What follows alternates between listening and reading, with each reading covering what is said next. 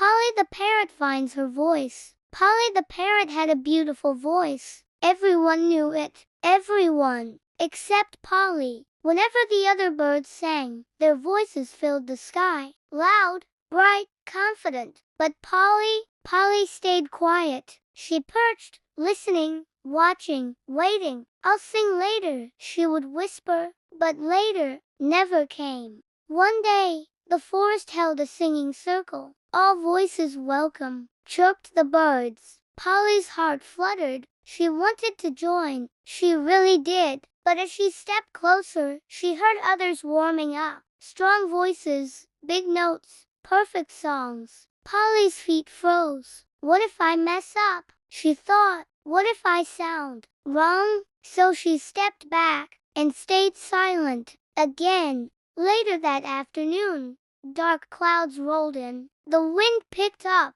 Leaves began to shake. A storm was coming, fast. Polly noticed first. She felt it in the air, saw it in the trees. She opened her beak, then paused. "What if I'm wrong?" she whispered. The wind grew stronger. Branches swayed harder. Other animals were still playing, unaware. Polly's heart pounded. "Say something," she told herself. But fear wrapped around her voice. What if they laugh? What if they ignore me? The first drop of rain fell, then another. Polly took a deep breath, closed her eyes, and pushed past the fear. "Storm coming," she shouted. Her voice echoed through the forest. Everything stopped. The animals looked up. The sky cracked with thunder, and suddenly everyone moved. Fast. Rabbits ran to burrows. Squirrels climbed down. Deer rushed to shelter. Just in time. The storm hit hard. Rain poured. Wind howled.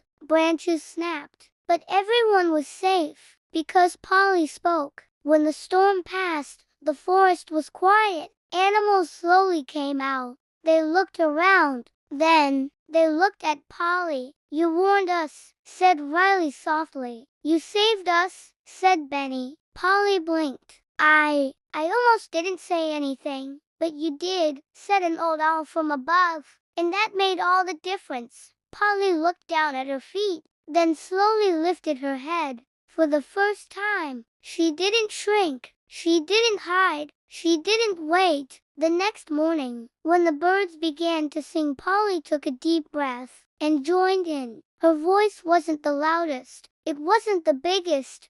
But it was hers. And that was enough. Because Polly finally understood something important. Your voice doesn't have to be perfect to be powerful. It just has to be heard. Your voice matters even if it shakes.